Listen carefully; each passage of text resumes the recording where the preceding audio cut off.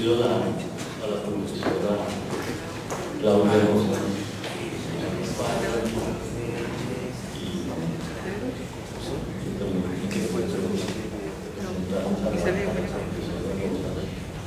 Es graduada en Historia de la Pontificia Universidad Católica del Perú. Historia, sí, que no,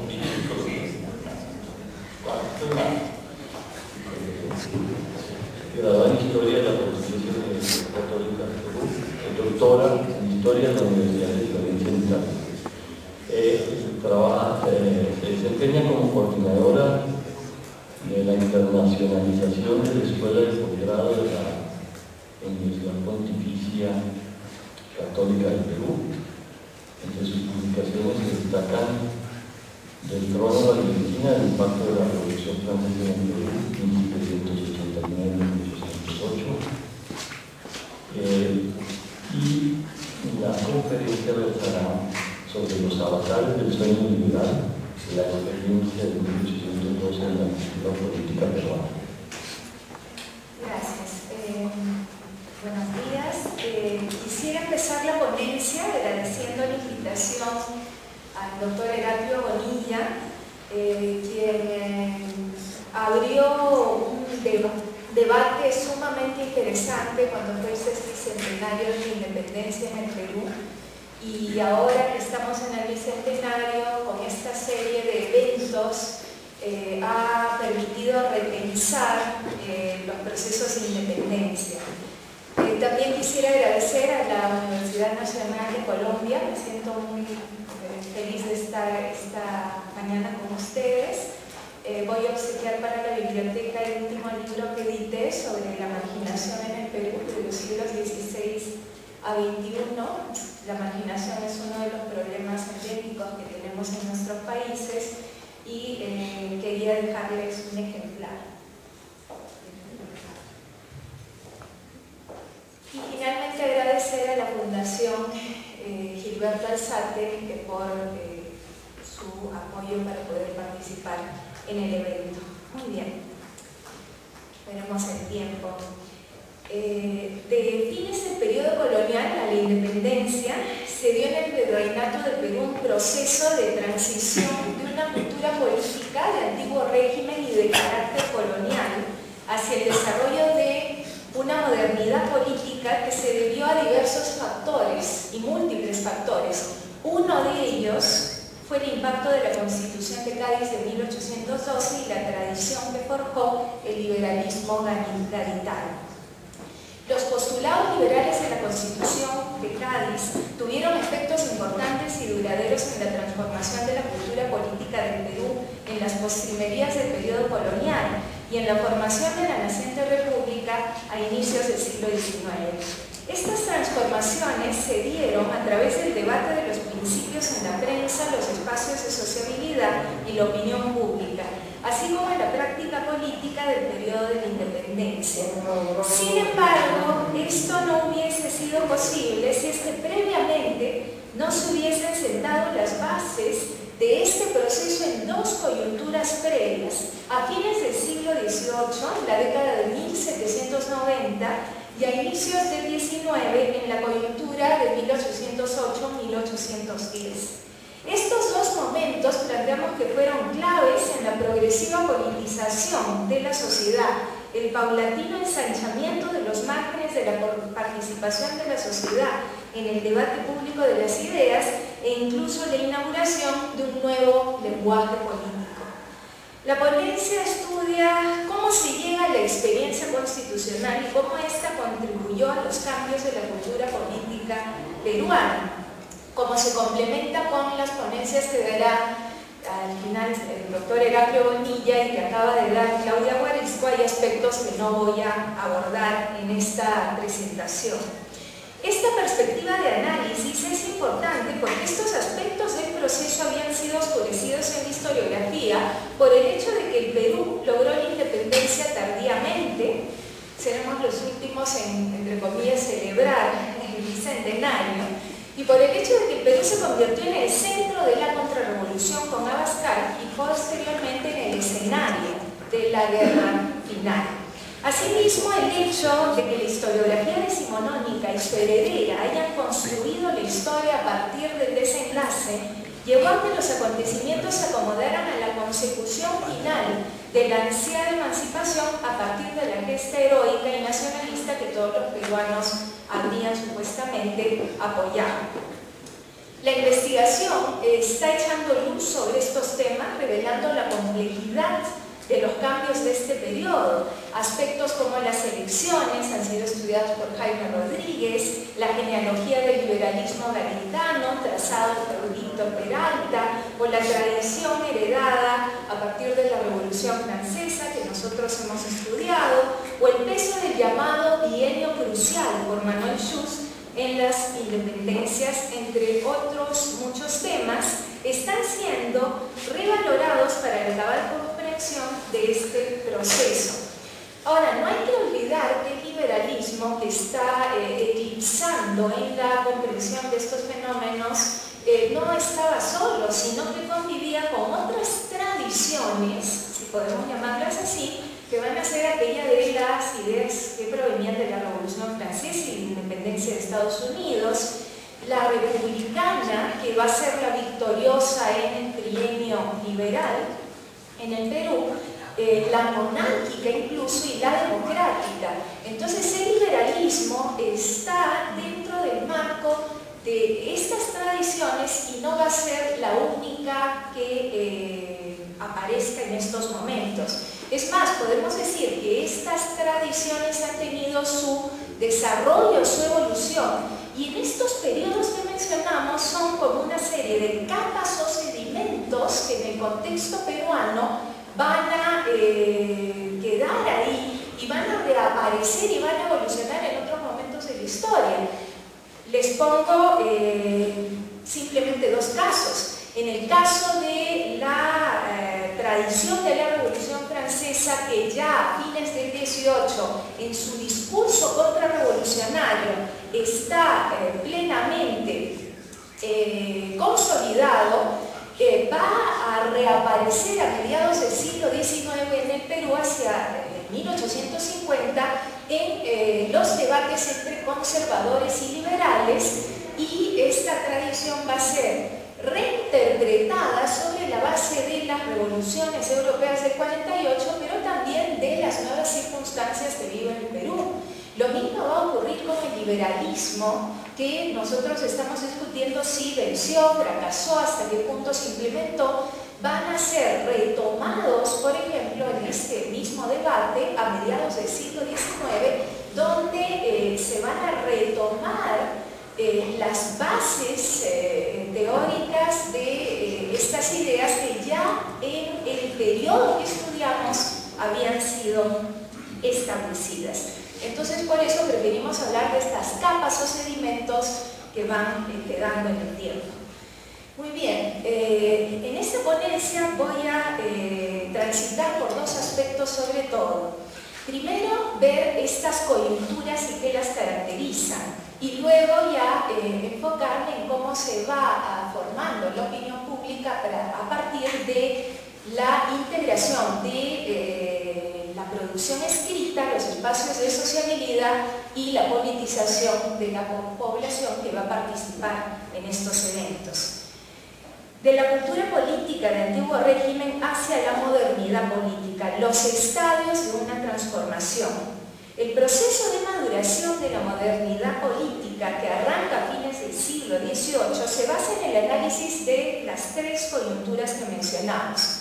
La primera se relaciona con el impacto de la Revolución Francesa de 1789 y abarca sobre todo la década de 1790 hasta 1800, pero este periodo también debe tomar en consideración el fenómeno propiamente peruano, propiamente del sur andino, que va a ser la gran rebelión de Túpac Amaru II en 1780, por las profundas y duraderas consecuencias que va a tener, no solo por lo que ya conocemos, sino en la difusión de la información, en la formación de discursos de protesta y muchos elementos que vamos a ver en la década siguiente, en 1790. 1790.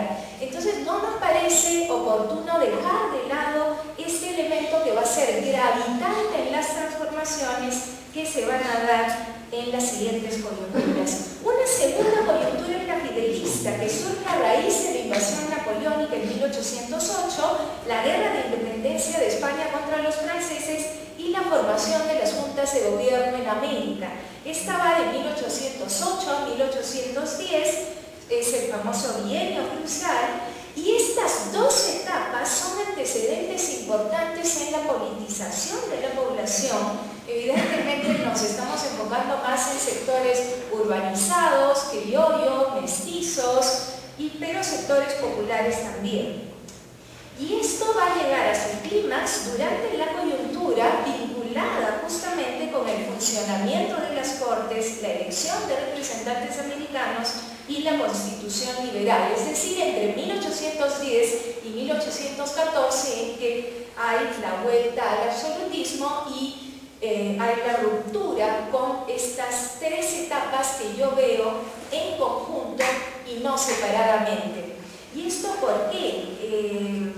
Bueno, finalmente está el trienio liberal en la década de 1820, que va a ser una coyuntura relevante para evaluar el derrotero de este proceso, pero que la vamos a mencionar por cuestión de tiempo brevemente, porque no nos hemos enfocado en estudiar específicamente este aspecto.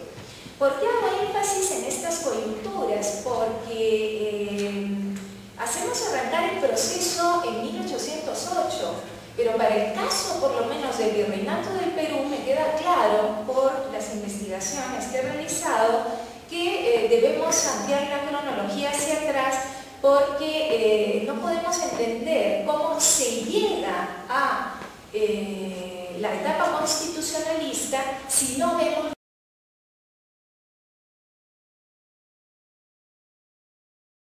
las dos coyunturas precedentes y en relación. Entonces, efectivamente, 1808 es el punto de partida en varios sentidos, pero también es el punto de llegada en muchos otros aspectos, y no podemos olvidarnos de esto. Sobre la primera coyuntura, consideramos que incluso la historiografía más reciente ha minimizado su importancia por estar vinculada mayormente a un impacto de un hecho foráneo, cuando en realidad fue en ese momento, por lo menos para el caso peruano, que se produjeron una serie de elementos inéditos que fueron sentando la base de los cambios que posteriormente se van a dar en la cultura política y que no aparecieron o se inventaron en 1808. Las redes de comunicación, la lectura de carácter más político, la aparición de una prensa moderna, la constitución de un grupo de lectores en torno a estas publicaciones, el debate de las ideas en los espacios públicos, que uno rastrea a través de la documentación, no es simplemente algo retórico. Incluso nuevos, como serán los cafés, entre otros aspectos, va perfilándose en 1790, no en 1808. Entonces hay un acero anterior que cuando se dan los eventos de la etapa fidelista ya tenemos una base. Y aquí quería precisar de lo que discutíamos en el evento de Venezuela el año pasado, cuando Isidro Venegas decía muy bien, no hay que hablar de influencias. Efectivamente, ya hablar en términos de influencia resulta hoy día obsoleto, porque además hay una serie de intercambios, hay otro enfoque en la historiografía, frente a lo cual Clement Thibaut mencionaba que sería mejor utilizar, como ha señalado Bonilla, el término o el concepto de experiencia, porque efectivamente no estamos hablando de una influencia directa de ideas o de prácticas que llegan a América, sino cómo estas se van a reelaborar, cómo se van a tener sus propias particularidades. En consecuencia, hablar de experiencias me parece más interesante. Ahora, las dos siguientes etapas tienen características también diferentes, porque están estrechamente relacionadas con los sucesos que se dan al otro lado del Atlántico en España, la anterior etapa también, solo que era España a través de lo que pasaba en Francia, pero al mismo tiempo con la figura del virrey Abascal, que va a gobernar el Perú entre 1806 1806 y 1816, y que en la historiografía contemporánea es visto como un personaje que cumple un papel importante, ¿no? Por ser, como decía John Lynch, el hombre fuerte del imperio, como decía Brian Hamnet, la autoridad que va a encabezar la contrarrevolución en el Perú, o incluso Timothy Ana, que revaloró su papel como una figura central, porque su administración va finalmente a impedir la difusión de la causa de la independencia en la mayor parte de América. Estas y las nuevas visiones han superado justamente la posición marginal o la interpretación tradicional, ¿no? Como señalaba también Uribe, acerca de este personaje, ¿no?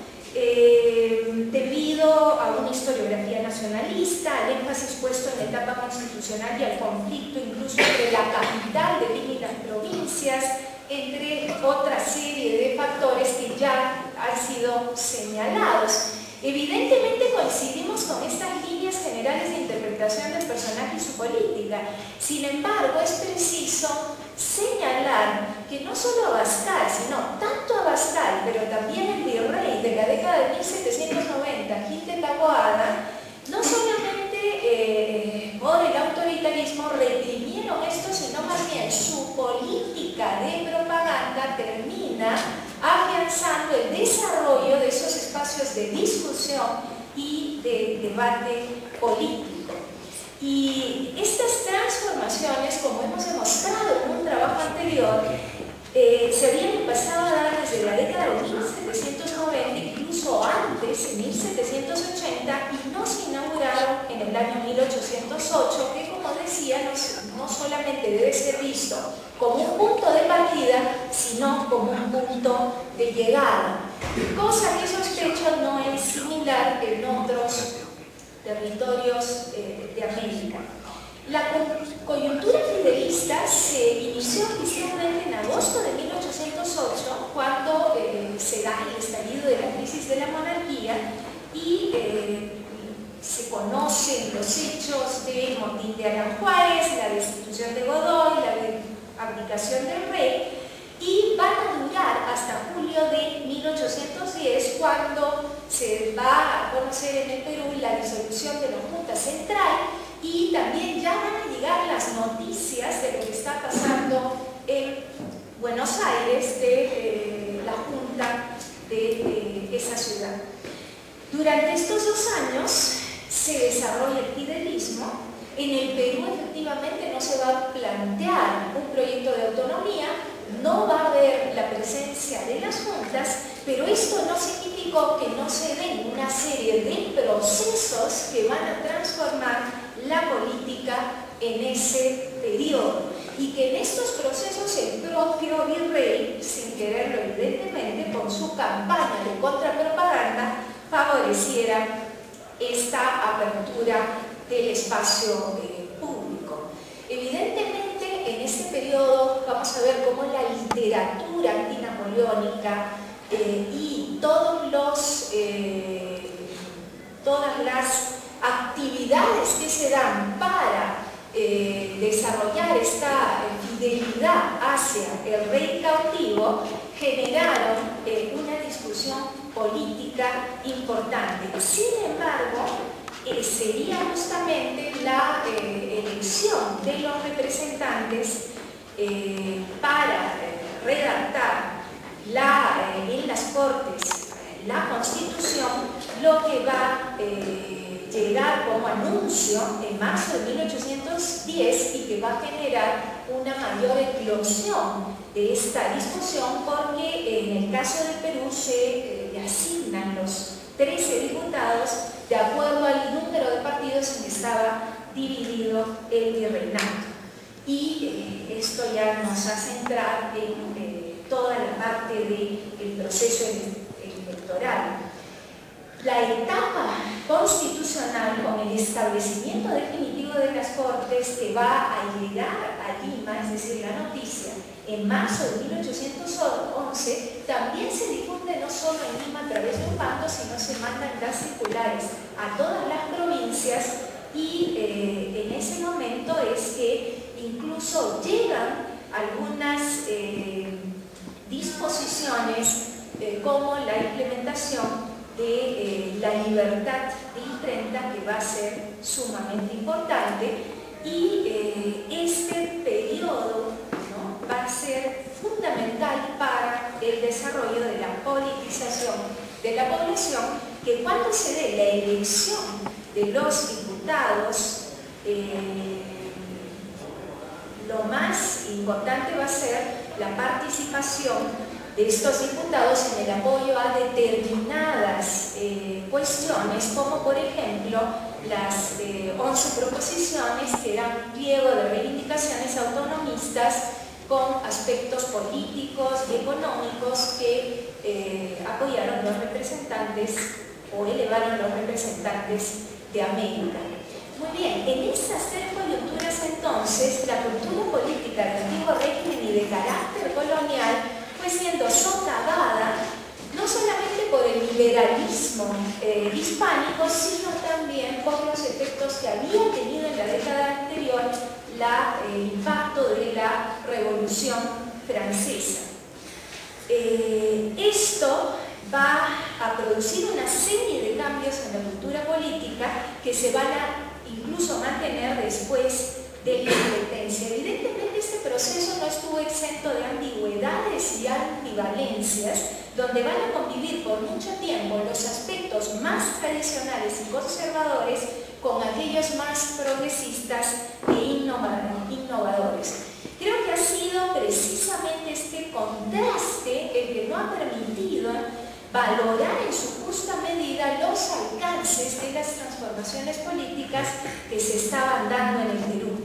Ahora, antes de pasar al siguiente punto, ¿qué entendemos por una cultura política de antiguo régimen y de carácter colonial? ¿Y qué entendemos por una cultura política más moderna, siguiendo un poco lo que había planteado para el estudio de la independencia, Guerra?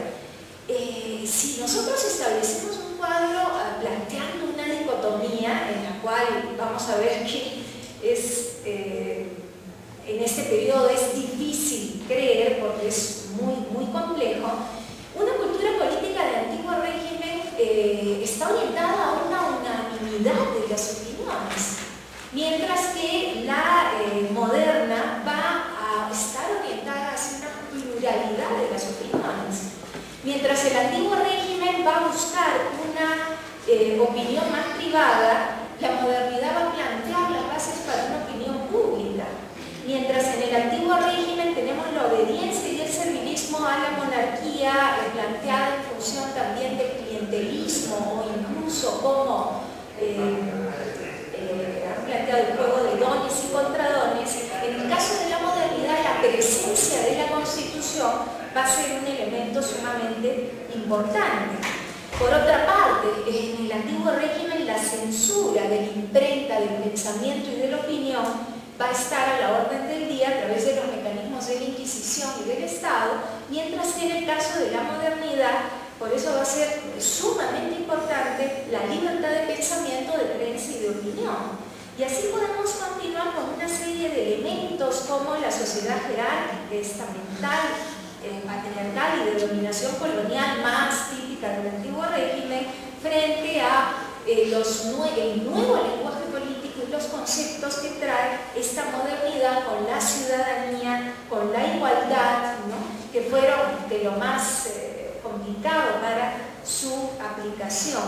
Entonces, en realidad cuando hablamos de modernidad queremos también matizar, porque si bien se dan una serie de elementos que van a ser innovadores en la conceptualización de la política, en la práctica política, estos, dependiendo de los casos y las circunstancias, van a convivir tremendamente con los elementos de antiguo régimen. Por eso nos orientamos a hablar de una modernidad tradicional, como lo ha hecho, por ejemplo, Trassigny, para hablar de los cambios en el derecho en este periodo.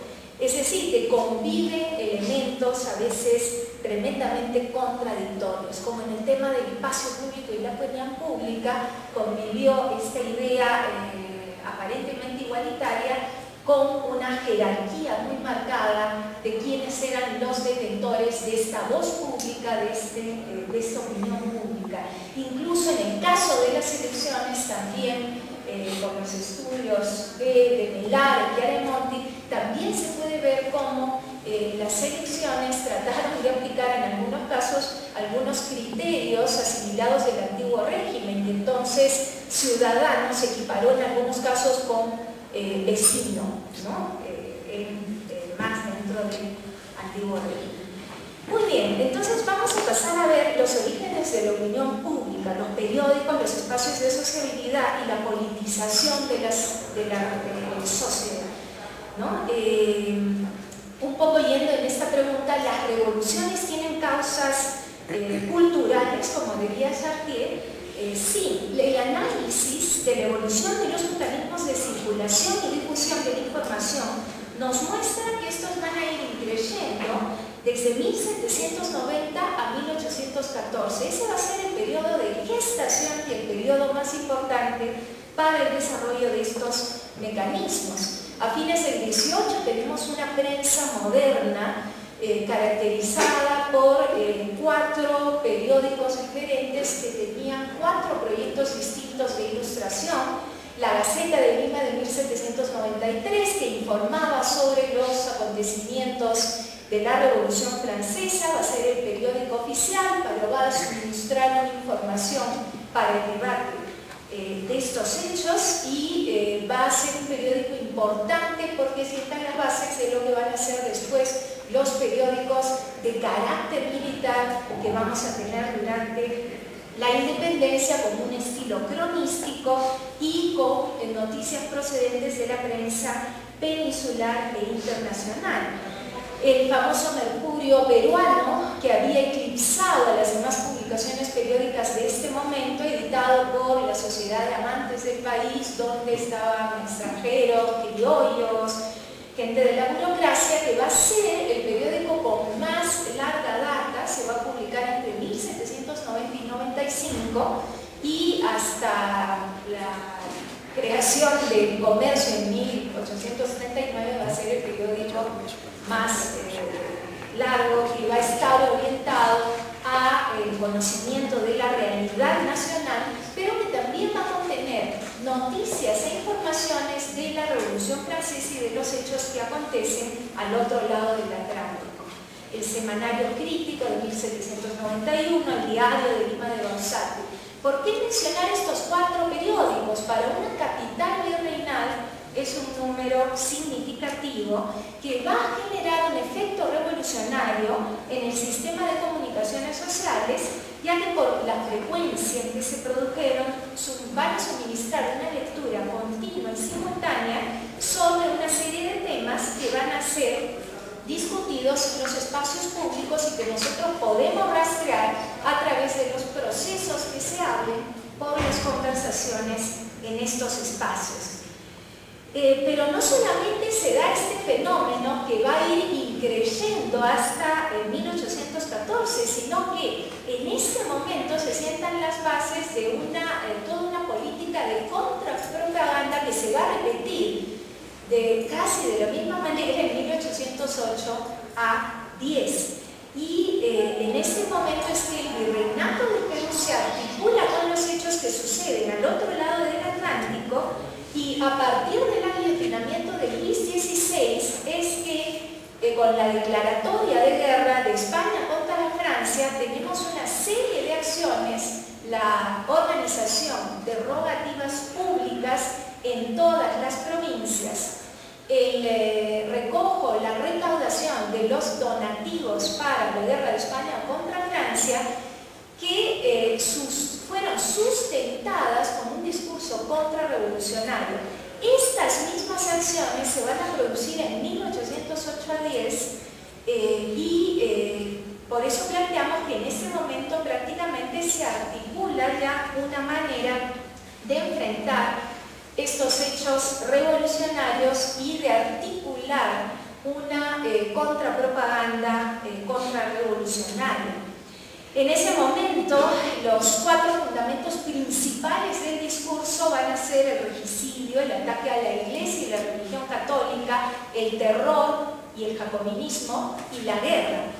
Estos se sumaron a los principios subversivos del orden, la libertad, sobre todo identificada con el terrorismo y jacobinismo. Entonces, la inauguración de un nuevo lenguaje político no podemos buscarla en 1808, sino jalarla hacia este periodo, porque ya se suministraron las bases para el empleo de este vocabulario en las discusiones. Evidentemente, la imagen negativa de la revolución, como hemos demostrado en un trabajo, va a generar un miedo a la revolución en las autoridades coloniales y la élite criolla, que se va a mezclar con este ancestral miedo al indígena y a la subversión del orden social, y va a traer a la memoria nuevamente la gran rebelión de Túpac Amaru de 1780, que va a ser la culminación de este ciclo de rebeliones anticoloniales que ha sido estudiada por Scarlett O'Fenwick.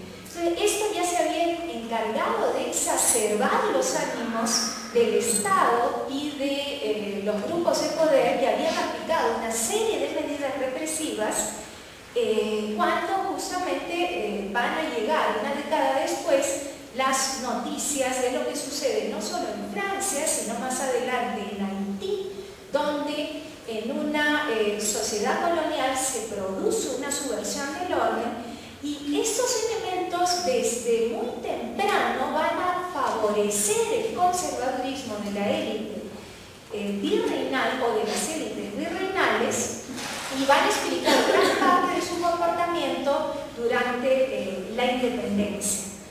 Ahora, 1808 va a ser muy significativo porque a partir de esa fecha se van a publicar un gran número de periódicos y hasta 1814 van a ser 15 en total. El periódico oficial, La Minerva Peruana, auspiciado por el régimen de Abascal y que va a tener una postura abiertamente fidelista, retomando los elementos de esta propaganda contrarrevolucionaria de la década de 1790, va a generar gran desconcierto en la población, porque nuevamente la manipulación de la información y la falsedad que publica La Minerva van a generar la discusión, van a alimentar los debates en las famosas tertulias que se dan, por ejemplo, en Lima, en el Colegio de San Fernando, en el Convictorio de San Carlos, en el Oratorio de San Felipe Neri, y ahí vamos a poder ver a través de los procesos que se abren cómo hay una incredulidad frente a las noticias que traen los discursos oficiales y cómo se genera un ambiente de debate y de discusión.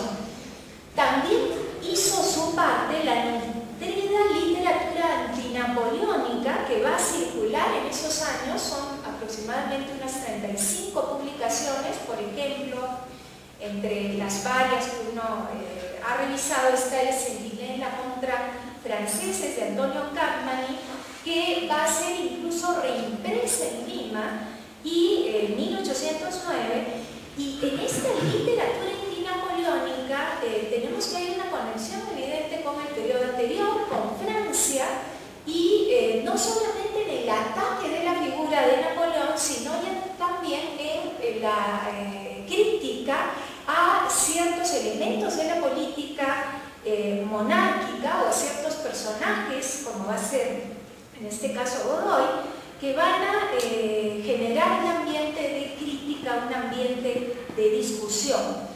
Ahora, en un trabajo bastante tradicional, Armando Nieto ha hecho una panorámica muy detallada de todos los eventos que se desarrollaron en esta coyuntura fidelista, y nuevamente se organizan las rogativas públicas que no se dan solo en Lima sino en todas las provincias del virreinato, el recojo de los donativos, pero además las fiestas de toros, el teatro, teatro y una serie de elementos que articulan esta propaganda fidelista como una suerte de pedagogía política hacia la población y que configuran una alianza también entre el trono y el altar que se vuelve a reeditar como había sido antes en la década de 1790.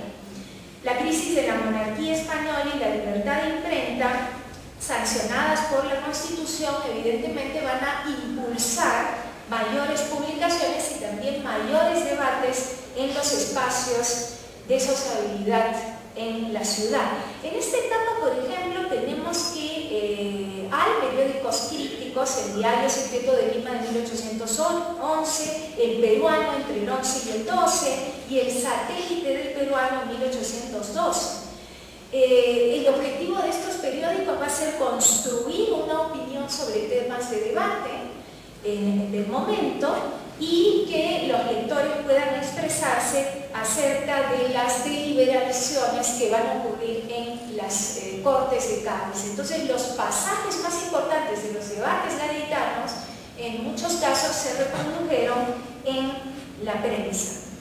El tema del tributo indígena, en fin, la equiparidad entre españoles y americanos, etc.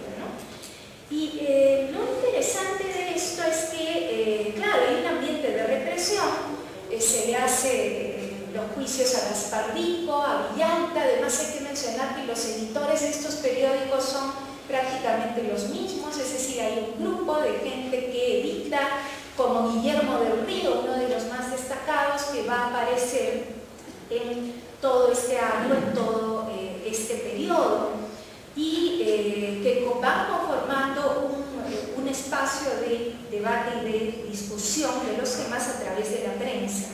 Ahora, hacia 1812 y 14 también hay otros periódicos, la Gaceta de Lima, el Verdadero Peruano, el Árbol Constitucional, el Investigador, el Peruano Liberal, etc. No voy a mencionarlos todos, ¿no? El Antiargos, el Semanario, en fin. Son prácticamente unas 15 publicaciones periódicas. Evidentemente algunas son protegidas por el virrey, responden a un proyecto ilustrado pero absolutista, de un tipo de pedagogía política, pero también fueron utilizados como plataformas políticas, como ocurrirá luego en la independencia. Por ejemplo, el Peruano Liberal va a ser el vocero del Ayuntamiento Constitucional en Lima, o el Investigador, publicado por Del Río, también van a estar alejadas de toda resonancia liberal y más bien van a buscar agradar a Pascal. En fin, y estos periódicos no solo podemos decir que se difundieron en Lima, uno puede ver cómo, por ejemplo, el Investigador, para ponerles un ejemplo, en 1814 fue denunciado por el gobernador y vicario general de La Paz, Guillermo Zárate, que decía que era un periódico injurioso, que iba en contra de la religión, que iba en contra... Y claro, ese periódico también circulaba en el Alto Perú. ¿Y esto cómo lo vemos? A través de la información proporcionada por las fuentes del Archivo Arzobispal de Lima. Entonces, eso no solamente la lista de los suscriptores, sino también el debate que se produce acerca de estos periódicos nos da la idea que llegan a muchas regiones, ¿no? Para ponerles un caso, el Verdadero Peruano circuló también en Arequipa, Cusco, Puno, Guayaquil, Mayna, Santiago de Chile, Chuquisaca, Quito, La Plata y La Paz. O, por ejemplo, el Peruano llegó hasta Buenos Aires, Chile, Quito y Cuenca, ¿no?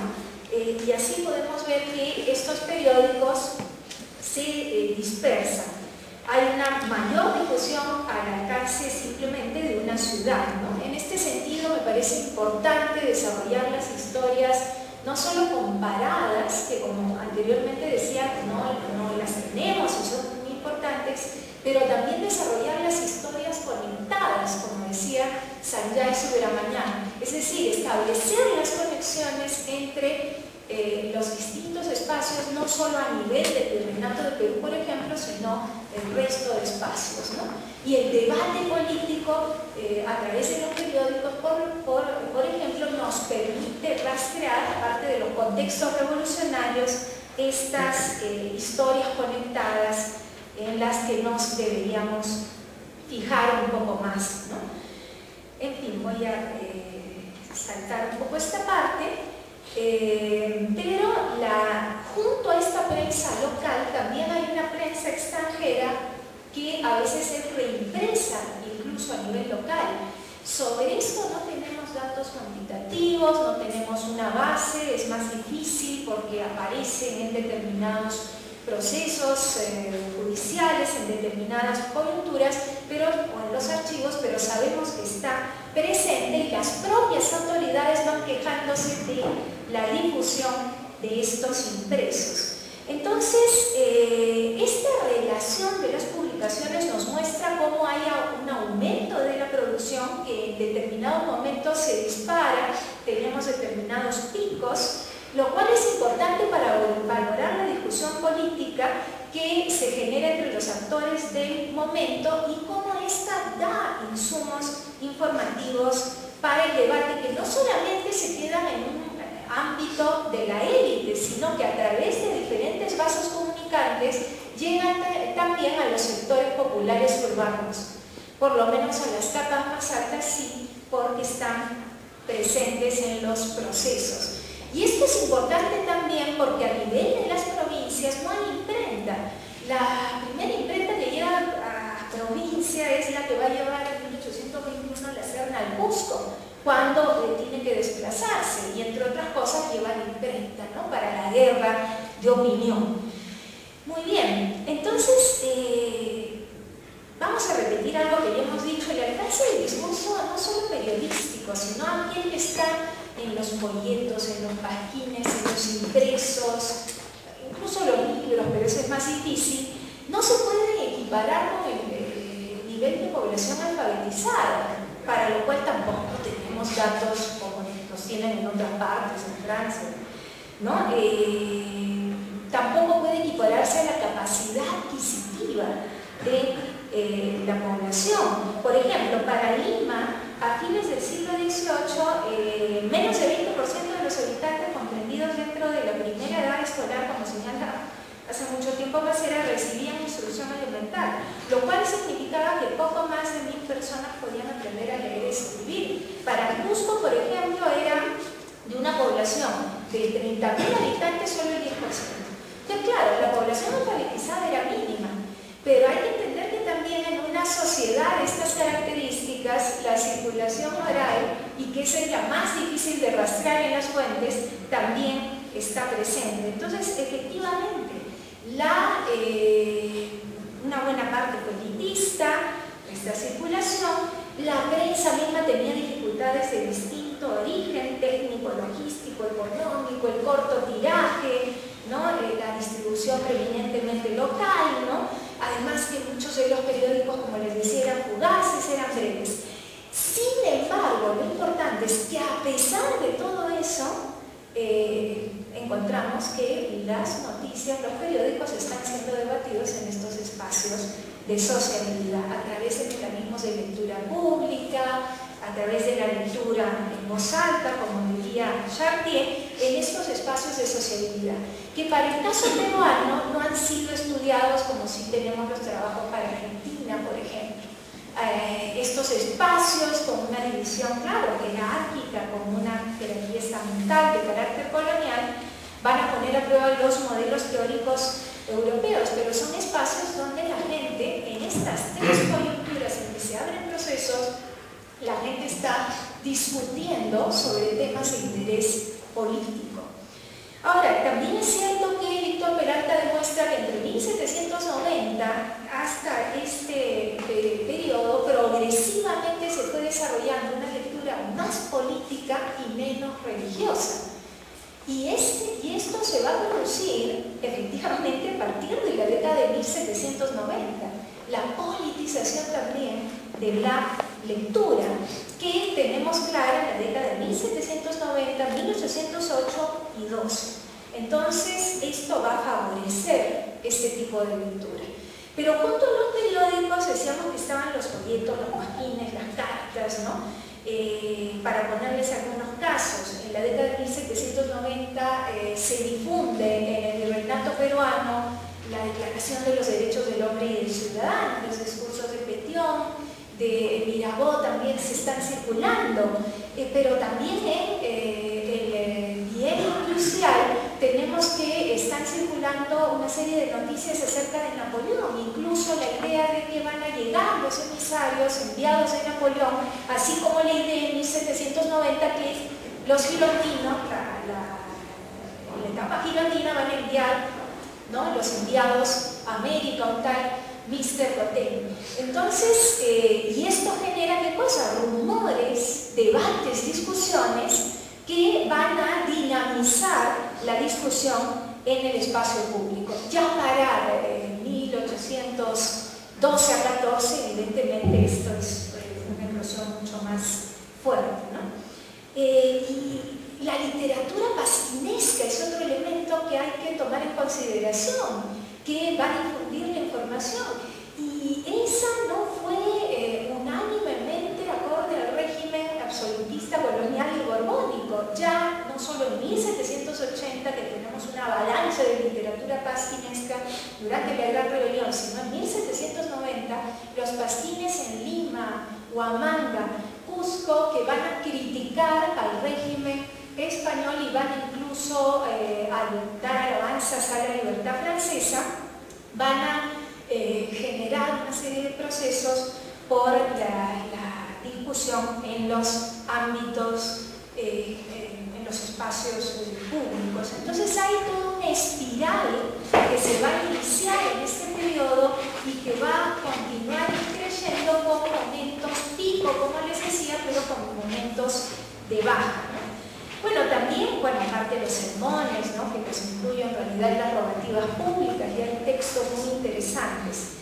La difusión de libros, claro, es más difícil, más costosa, pero igual se estaban imprimiendo textos. Por ejemplo, en 1805 Del Río traduce un texto sobre la historia de las revoluciones en Europa y sale con sello real, a pesar de que tenía unas conclusiones bastante pues revolucionarias, ¿no? Y le escapa un poco a la censura, porque también la censura hay que entender que tenía una porosidad, que los mecanismos inquisitoriales y gubernamentales de censura no lograron censurar totalmente y en muchos casos no pudieron hacerlo.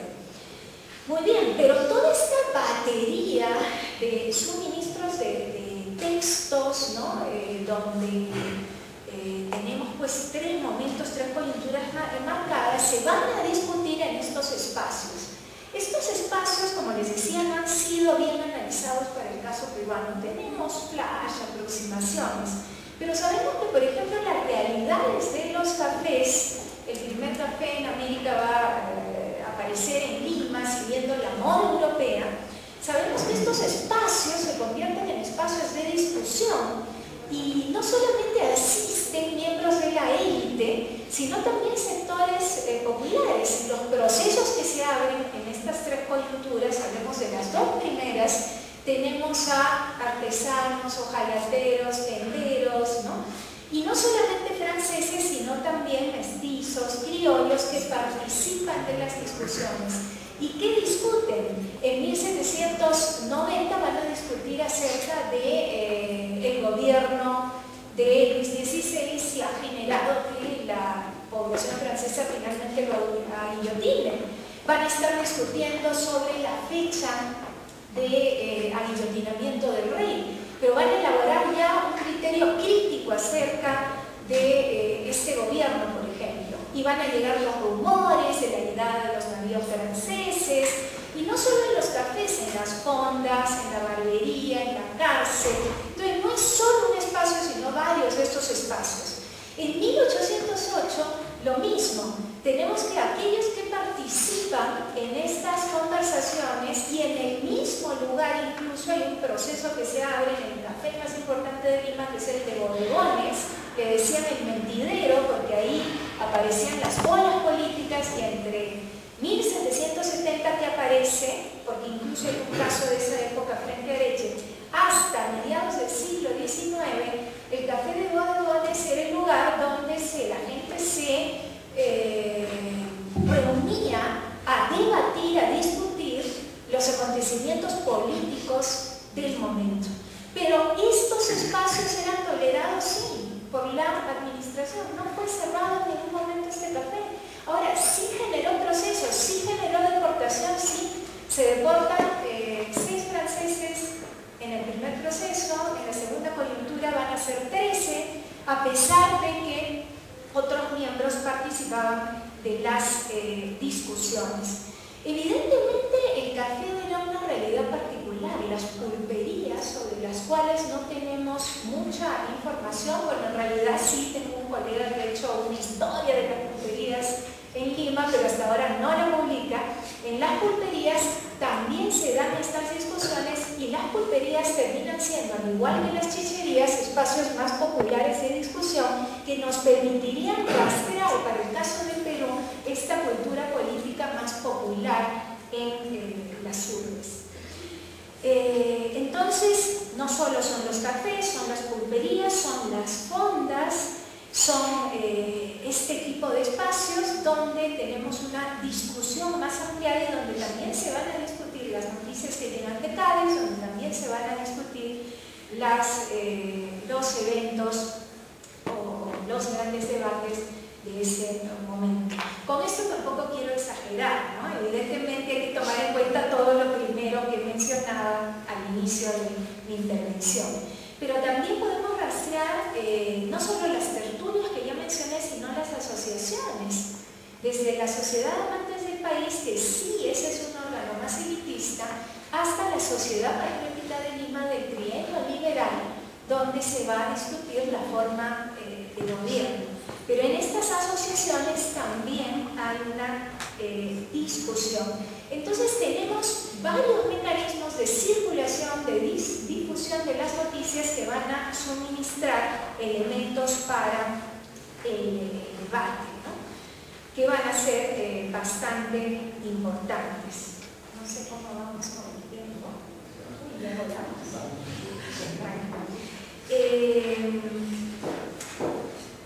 Esto creo que lo puedo saltar. Evidentemente yo había tomado 2 puntos, los más importantes desde mi punto de vista: el tema de la libertad de imprenta, pensamiento de opinión, para ver cómo se pasa de la censura a esta libertad, y luego el tema de las elecciones, sobre el cual en realidad no me he ocupado directamente, sino he realizado más bien la bibliografía respectiva. Pero de pronto eso se podrá ampliar en las preguntas. Para concluir entonces, nuestra propuesta es que para entender lo que sucede en la etapa constitucional, nosotros tenemos que ver las 2 coyunturas previas, no solamente 1808, sino 1790, unido a la reunión del 80, para poder entender cuáles son las bases sobre las cuales se va a desarrollar este proceso de modernización de la política, de politización de la sociedad y del debate público de las ideas, y de la inauguración de un lenguaje político que no va a ser totalmente nuevo en 1808. Gracias.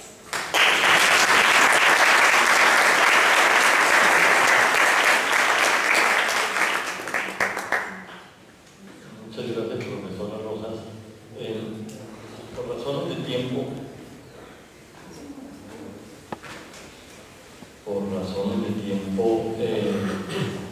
yo no voy a hacerle ninguna pregunta a la profesora. Voy a utilizar este espacio para comunicarles algunos cambios en la programación. Son 2 sencillos cambios. Habíamos dicho al principio que pasaríamos a iniciar a las 2 de la tarde. El tiempo no nos permite, volvemos al horario original, 3 de la tarde, aquí mismo. Y les había anunciado la presentación de 2 libros, va a ser de un solo libro y sería esa presentación, instrucciones del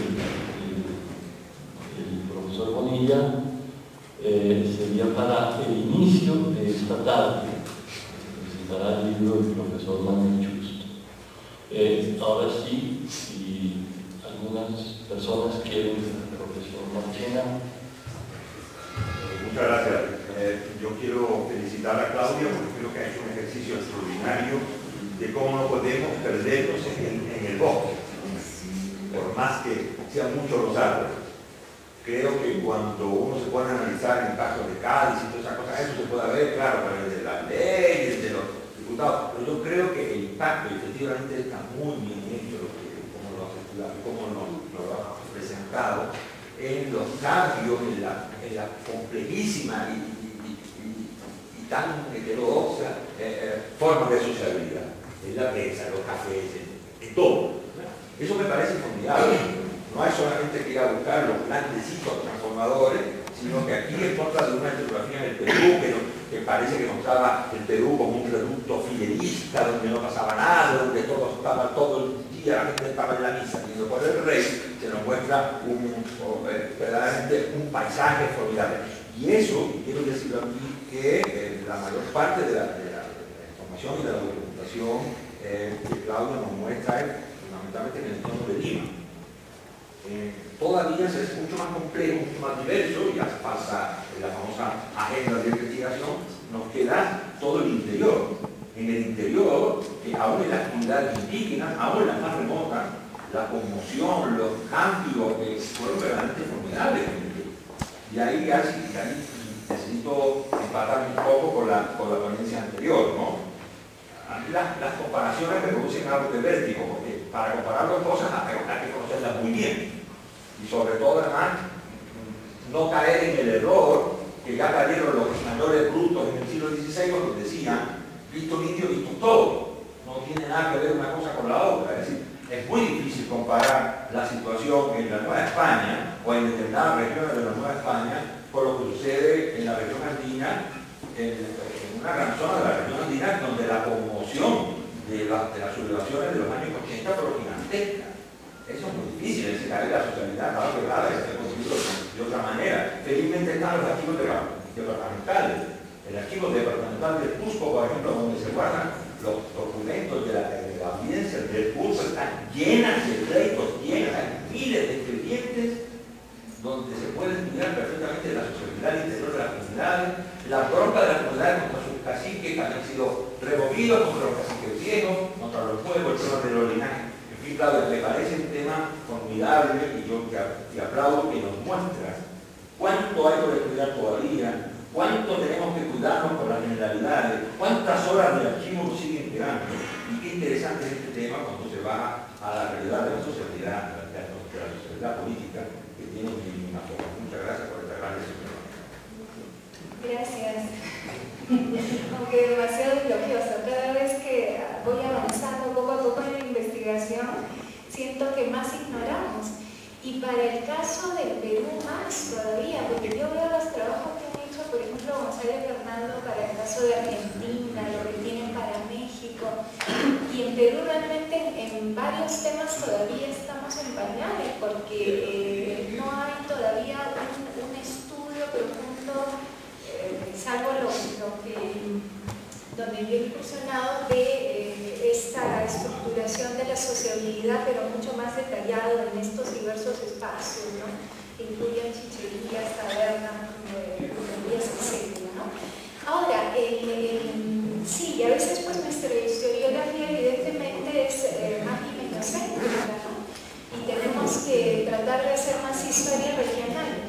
Ahora, cuando yo empecé a investigar estas cosas, había la idea, bueno, esto es un fenómeno más limeño, pero cuando uno ve, por ejemplo, toda la documentación que hay sobre la organización de rogativas públicas y de donativos en estas tres coyunturas en el interior del país, o sea, hablamos en las regiones, lo cual implicaba todas las intendencias. Cuando hablamos de rogativas eran 8 días de ceremonias, donde toda la población era llamada a participar de las ceremonias, sacaban las imágenes, había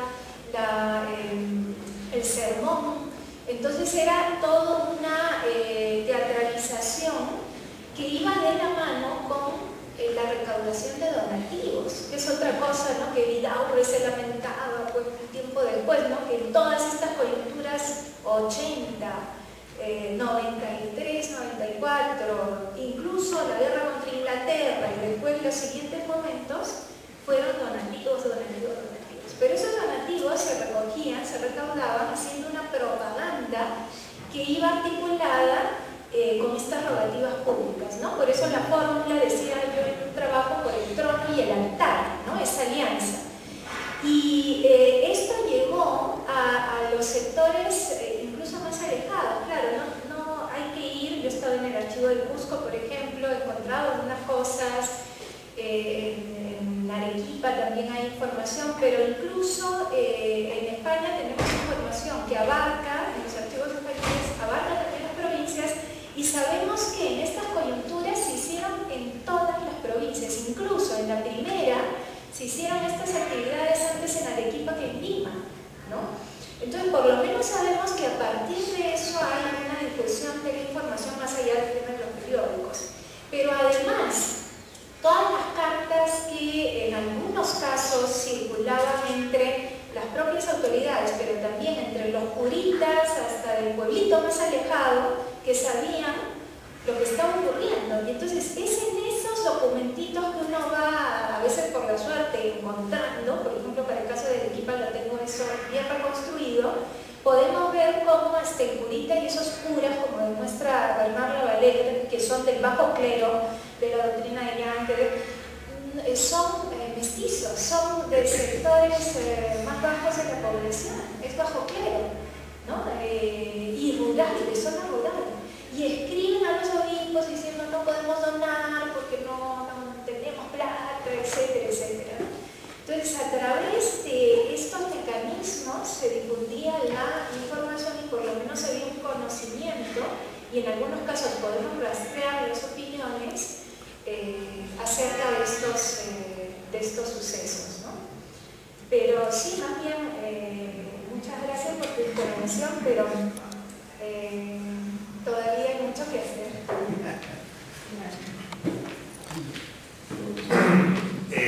Bueno, enhorabuena también, Claudia. Me gusta mucho la referencia, lo comentábamos antes, un gran trabajo. Tenía una pregunta, sobre todo, es una pregunta para que a ver si me puedes dar una respuesta a una duda que se me plantea en función de lo que comentabas respecto a espacios de socialización, que son los cafés. Normalmente en el antiguo régimen los espacios privados son espacios privativos y solamente de un cuerpo social. En este caso el café, habitualmente, pues solamente el cuerpo social vinculado a la élite tenía acceso a este espacio. Tú comentas que se había convertido en una especie de espacio donde accedían no solamente miembros de la élite, sino incluso jardines. No sé el mecanismo a través del cual se producía este proceso de lectura de los periódicos, porque, bueno, primero me sorprende que el espacio realmente fuese un espacio compartido, en virtud de que la élite permitía a los sectores populares acceder ahí. Y segundo, realmente cómo se llevaba a cabo este proceso de lectura, porque debería haber una especie de convocatoria, digo yo, porque no se iba a estar leyendo cada hora en el periódico a todo aquel de los sectores populares que fueran pasando y se declarase analfabeto. Y lo segundo, el mismo procedimiento, pero hacia las pulperías y chicherías. Estamos hablando de un 90% de la población analfabeta. ¿Quién leía entonces? Había alguien designado específicamente para leer y se leía en un periodo cronológico determinado. Eso era... Muchas gracias. En realidad hay muchas cosas que yo también quisiera saber, pero ¿qué sabemos? Primero que a mí me parece que los aportes de Víctor Peralta sobre estos temas son fundamentales, pero en un punto donde yo discrepo es que en la cronología, ¿no? Por eso he enfatizado eso. para mí es anterior a estos cambios. Tú dices, el café es un espacio de sociabilidad más moderno que de antiguo régimen. Bueno, en Europa también convivió con el antiguo régimen, pero en fin, estamos hablando de Perú. Por eso yo pondría por mis evidencias, además ya lo tengo escrito en distintas, que estamos hablando de cambios que son de la década de 1780-90, ¿no? No se inauguran tanto en 1808, es otra realidad en 1808 con las juntas.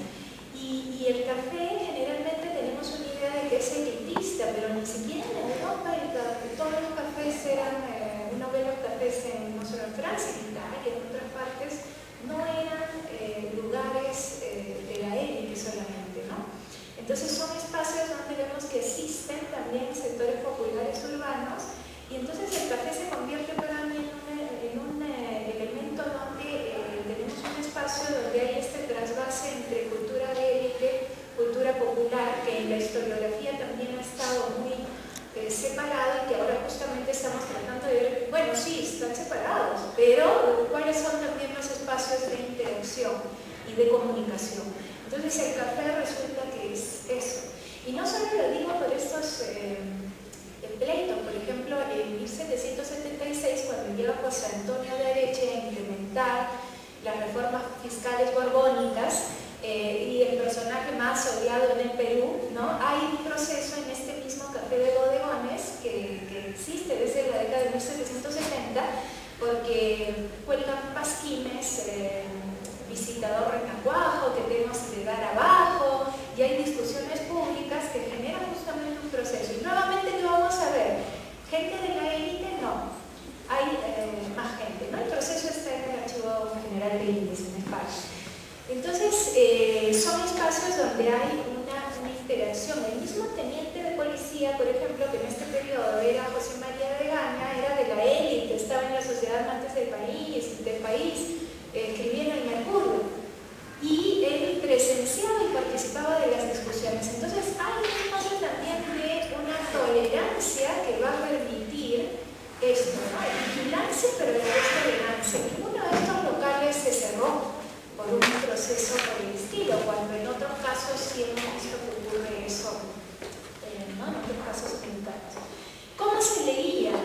Por lo que vemos en procesos, se leía, algunos lo leían, lo comentaban, lo discutían, y además estos espacios están articulados con los lugares donde se venden estos periódicos, donde llegan estos periódicos, ¿no? En el Cusco también, en la década de 1820, donde se vende el Sol del Cusco, está al costado de también un espacio donde se discute, no recuerdo el nombre, donde se discuten los hechos de ese momento. Entonces, creo que es una lectura en voz alta, o a veces ni siquiera lectura, porque es una comentario. Es público porque en el espacio participan varios, y en el proceso de los que están, claro, es un proceso judicial, pero van comentando cómo se ha hecho esta lectura, pero lo vemos como algo más cotidiano, más espontáneo. A nosotros nos puede sorprender, pero en realidad es algo cotidiano, ¿no? A ellos no les sorprende, ¿no? Es lo que dice Darca un poco, a veces nos sorprendemos de cosas que en esa época van a ser muy habituales, ¿no? Gracias. Bueno, muchas gracias por su asistencia. Los esperamos a la próxima.